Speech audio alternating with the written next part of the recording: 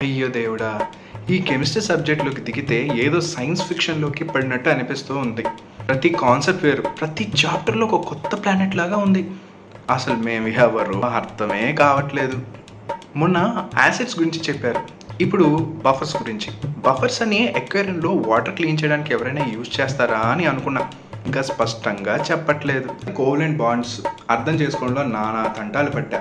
ఇప్పుడు molecular orbital theory. It's like watching back to back science fiction movies.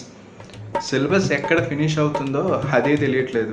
ఇది normal chemistry కాదు, experimental comedy. ఒక concept పట్టుకుంటే ఇంకోటి ఎక్కడో డిసెపర్ అయిపోతుంది.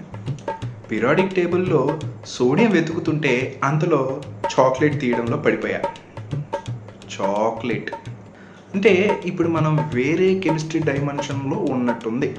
మీరు కూడా ఒక కెమిస్ట్రీ స్టూడెంట్ అయితే కింద కామెంట్లో మెన్షన్ చేయండి.